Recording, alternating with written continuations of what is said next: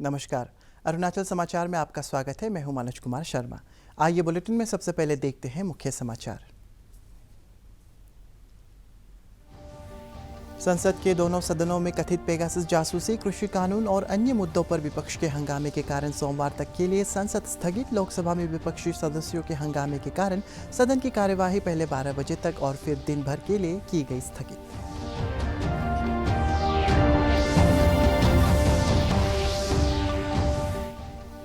Tokyo Olympic में महिला मुक्केबाजी लवलीना बोरगोहाई और शटलर पीवी सिंधु ने क्वार्टर फाइनल मुकाबले में जीत दर्ज कर सेमीफाइनल में बनाई जगह। प्रधानमंत्री नरेंद्र मोदी, केंद्रीय खेल मंत्री अनुराग ठाकुर और केंद्रीय कानून मंत्री किरण रिजिजू ने लवलीना और पीवी सिंधु को देश के लिए पदक पक्का करने के लिए दी बधाई। नेशनल पीपल्स पार्टी के अध्यक्ष मोचू मिथी ने असम मिजोरम के बीच अंतर्राज्यीय सीमा विवाद के हिंसक रूप लेने के मद्देनजर अरुणाचल प्रदेश सरकार से असम और अरुणाचल के बीच सीमा विवाद के मुद्दे पर सर्वदलीय बैठक बुलाने का किया अनुरोध।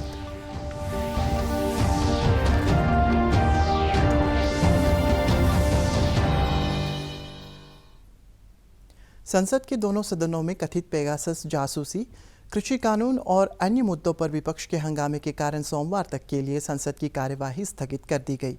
लोकसभा में विपक्षी सदस्य विरोध में नारेबाजी करने लगे और इस कारण सदन की कार्यवाही पहले 12 बजे तक और फिर दिन भर के लिए स्थगित कर दी गई।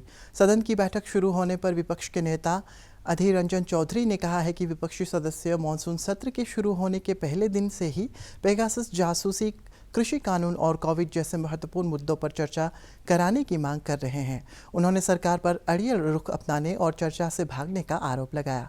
श्री चौधरी ने कहा है कि सरकार को अपने रुख में बदलाव करना चाहिए और विपक्ष की मांग मान लेनी चाहिए।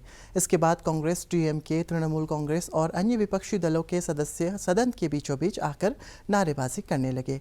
शोर शराबे के बीच लोकसभा अध्यक्ष ओम बिरला ने प्रश्नकाल चलाने का प्रयास किया। टोक्यो ओलंपिक में महिला मुक्केबाज लवलीना बोरगोहाई ने सेमीफाइनल में जगह बनाकर भारत के लिए पदक पक्का कर दिया है।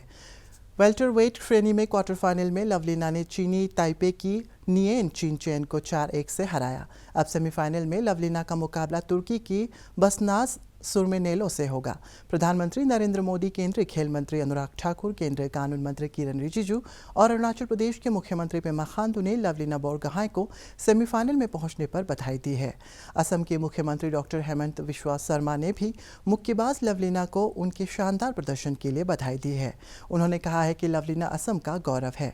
मणिपुर के मुख्यमंत्री एन बीरेन सिंह ने लवलीना को बधाई देते हुए कहा है कि पूरा देश आपके साथ है और हम सबको आपसे स्वर्ण पदक की उम्मीद है। टोक्यो में मौजूद भारतीय मुक्केबाजी संघ के महासचिव सेंटिनल कलिता ने कहा है कि लवलीना ने धैर्य और आत्मविश्वास से विपक्षी मुक्केबाज को पराजित कर देश के लिए पदक पक्का किया है। उन्होंने कहा है कि लवलीना की नज़र स्वर्ण पदक पर है। महिला मुक्केबाज लवलीना बोरगोहाई असम के गोलाघाट जिले की रहने वाली हैं। उनके पिता टीकेन बोरगोहाई एक छोटे व्यापारी हैं और उन्हें अपनी बेटी की आकांक्षा को प्रोत्साहित करने के लिए आर्थिक रूप से संघर्ष करना पड़ा। लवलीना बोरगोहाई ने अपना करियर किकबॉक्सर के रूप में शुरू किया, लेकिन बाद में मौका मिलने पर मुक्केबाजी में परिवर्तित कर दिया। मुक्केबाजी के प्रसिद्ध कोच पदम बोरो ने उनकी प्रतिभा का पहचाना और स्कूल स्तर पर चल रहे ट्रायल में उनका चयन किया।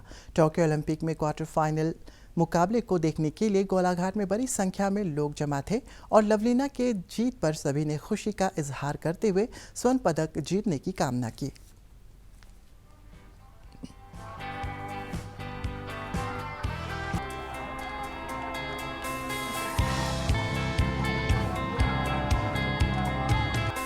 आशावादी हूँ कि लवलीना सेमीफाइनल में भी वो अच्छा खेल के अपना अच्छा प्रदर्शन करके वो फाइनल के लिए क्वालिफाई होगा और भारत तथा असम तथा अमर धनसिरी के लिए गोल्ड मेडल लेके आएगा।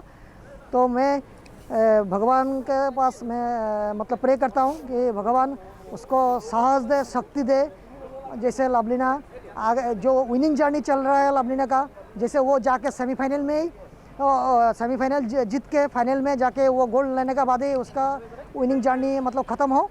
तो ये मैं प्रे करता हूँ। With good oversight and with proper care, including all the medications, the outcome of patients with cancer who have got COVID has been excellent in our hospital. Tokyo Olympic के 8वें दिन shuttler PV Sindhu ने भी शानदार प्रदर्शन करते हुए semifinal में जगह बनाई।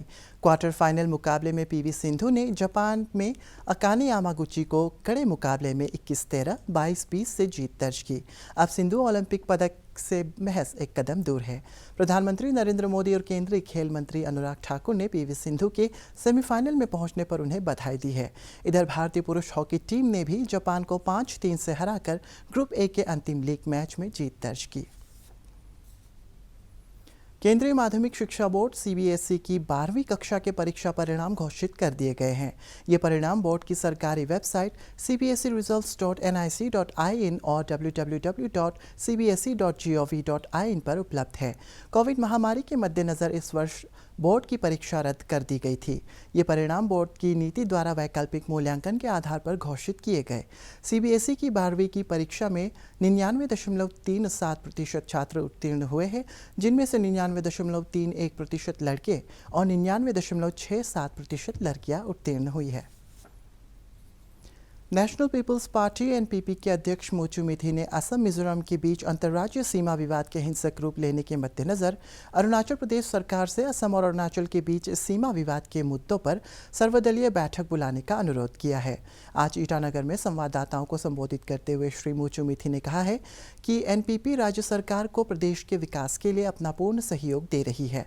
उन्होंने कहा है कि अंतर्राज्यीय सीमा विवाद पर असम और अरुणाचल सरकार के बीच बातचीत चल रही है और इस मुद्दे पर प्रगति के बारे में राज्य से सभी राजनीतिक दलों के प्रतिनिधियों को अवगत कराया जाना चाहिए। आपने देखा होगा कि पिछले कुछ गुज़रे दिनों में हमारे जो असम और मिज़ोरम का जो विषय निकला वो बहुत ही निराशाजनक था, जो बाउंड्रीज डिस्प्यूट निकला। और ये विवाद जो है हमारे असम के साथ भी है, ये नहीं है कि पूरी असम के साथ, पूरी नॉर्थ ईस्टर्न स्टेट्स के साथ है।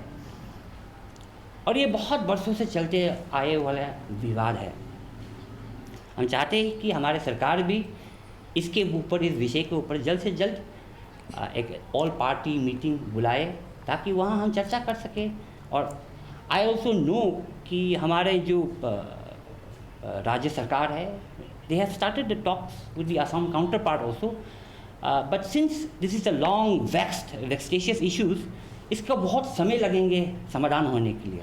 तो इसी विषय में मैं चाहता हूँ कि हमारे राज्य सरकार हमारे ऑल पार्टी मीटिंग्स एक कलेक्टिवली इसके ऊपर एक विचार करें और जल्द से जल्द जो भी है हमारे काउंटर पार्ट का साथ डिस्कस करें। और इसका समाधान लाने के लिए ओवरनाइट तो होंगे नहीं, समय तो लगेंगे, लेकिन शुरुआत तो करना ही है।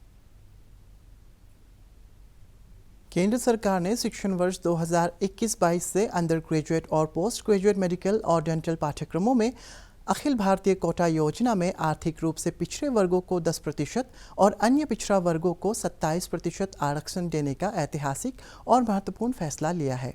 केंद्रीय स्वास्थ्य मंत्रालय ने बताया है कि इस फैसले से हर वर्ष अन्य पिछड़ा वर्ग के लगभग 1500 विद्यार्थी MBBS में और 2500 विद्यार्थी पोस्ट ग्रेजुएशन में दाखिला ले सकेंगे। इससे आर्थिक रूप से पिछड़े वर्गों में लगभग 550 विद्यार्थी MBBS में और लगभग 1000 विद्यार्थी पोस्ट ग्रेजुएशन पाठ्यक्रम में दाखिला ले सकेंगे। पेश है रिपोर्ट।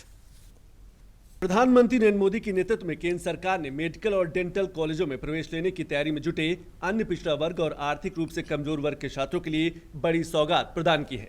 सरकार के ऐतिहासिक फैसले के तहत अखिल भारतीय कोटा में OBC के लिए 27% आरक्षण और आर्थिक रूप से कमजोर वर्ग के लिए 10% आरक्षण प्रदान करने का निर्णय लिया गया है। इसका सीधा फायदा वर्तमान शैक्षणिक सत्र 2021-22 के उन छात्रों को होगा जो स्नातक और स्नातकोत्तर चिकित्सा, दंत चिकित्सा पाठ्यक्रम में प्रवेश चाहते हैं।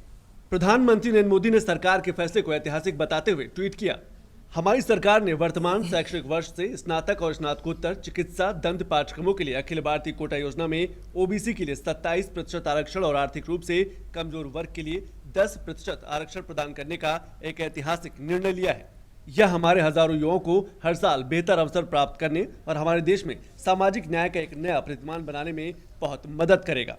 स्वास्थ्य मंत्री मनसुख मंडाविया ने ट्वीट कर कहा है कि देश में मेडिकल एजुकेशन के क्षेत्र में सरकार द्वारा ऐतिहासिक निर्णय लिया गया है। सरकार के फैसले से हर साल एमबीबीएस में लगभग 1500 ओबीसी छात्रों और स्नातकोत्तर में 2500 ओबीसी छात्रों और एमबीबीएस में लगभग 550 ईडब्ल्यूएस छात्रों और स्नातकोत्तर में लगभग 1000 ईडब्ल्यूएस छात्रों को फायदा होगा। Indian Medical Association profusely thank our Honorable Prime Minister for the path-breaking announcement today that the Government of India is going to adopt and implement the 27% reservation for the medical education for the backward class OBC group and for the 10% for the economically poor, the upper class people. I think that is the right decision taken because this will enhance the more people from the rural area, more people from the weaker section of the society to take an opportunity to get into the medical education. जो केंद्र सरकार ने medical के क्षेत्र में जो निकाला है 27%, वो बहुत अच्छा है क्योंकि मैं अभी बीएससी कर रही हूँ, तो शायद मेरे लिए भी बेनिफिट हो और बाकी स्टूडेंट्स के लिए भी अच्छा होगा। मेडिकल के क्षेत्र में सरकार ने जो घोषणा की है वो बहुत ही सराहनीय है। इससे गरीब बच्चों और ओबीसी वर्ग के बच्चों को बहुत ही अच्छा लाभ मिलेगा इसका। अरुणाचल प्रदेश में गुरुवार को कोविड संक्रमण के 335 नए मामले सामने आए और 383 रोगी स्वस्थ हुए। इस दौरान कोविड से एक रोगी की मौत होने से राज्य में इस महामारी से मरने वालों की संख्या बढ़कर 225 हो गई है। राज्य में कोविड के सक्रिय मामलों की संख्या 4252 है और रिकवरी दर 90.57% है। गुरुवार को कोरोना जांच के लिए राज्य भर से 6034 सैंपल एकत्रित किए गए। प्रदेश में दर्ज किए गए नए मामलों में सबसे अधिक ईटानगर राजधानी क्षेत्र से 112 और लोअर सुबनसिरी जिले से 34 मामले शामिल हैं, जबकि स्वस्थ हुए रोगियों में सबसे अधिक ईटानगर राजधानी क्षेत्र से 105, लोहित से 49, लोअर सुबनसिरी से 33 और ईस्ट सियांग जिले से 30 रोगी शामिल हैं।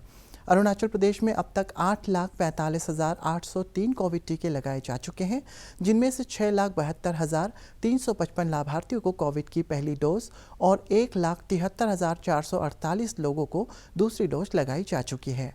राज्य में 3,27,730 टीके उपलब्ध हैं। देश भर में पिछले 24 घंटे में कोविड के 44,230 नए मामले दर्ज किए गए और 42,360 रोगी स्वस्थ हुए। इस दौरान कोविड से कुल 555 रोगियों की मौत हो गई। केंद्रीय स्वास्थ्य मंत्रालय के अनुसार इस समय देश में कोविड के कुल 4,05,155 सक्रिय मामले हैं और रिकवरी दर बढ़कर 97.38% हो गई है। कल 18,16,000 कोविड नमूनों की जांच की गई। भारतीय आयुर्विज्ञान अनुसंधान परिषद ICMR के अनुसार अब तक देश में 45 करोड़ 60 लाख से अधिक कोविड टीके लगाए जा चुके हैं। पिछले 24 घंटे में 51,83,000 से अधिक लोगों को कोविड टीका लगाया गया। भारी बारिश और भूस्खलन से राष्ट्रीय राजमार्ग संख्या 10 पर सिलीगुड़ी और कालिम्पोंग के बीच सड़क यातायात बाधित है। पश्चिम बंगाल के सिलीगुड़ी और सिक्किम के बीच राष्ट्रीय राजमार्ग पर जगह जगह भूस्खलन का मलबा जमा होने से बड़ी संख्या में वाहन और पर्यटक फंसे हुए हैं। आधिकारिक सूत्रों के अनुसार यातायात बहाल करने के लिए स्थानीय प्रशासन लगा हुआ है और इसमें 1 से 2 दिन का समय लग सकता है।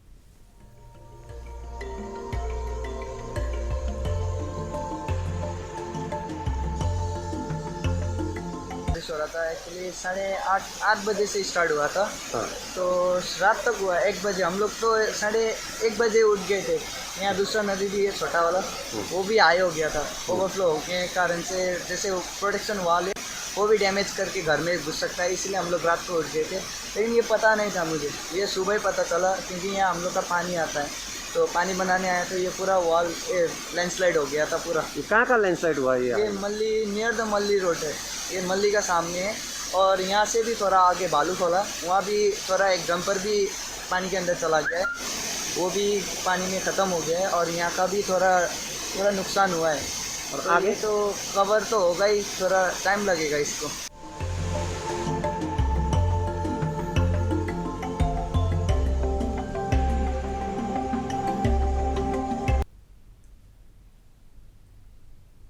अरुणाचल समाचार के आज के अंक में इतना ही। जाने से पहले आप सभी से अनुरोध है कि कोविड-19 के दिशा निर्देशों का पालन करें।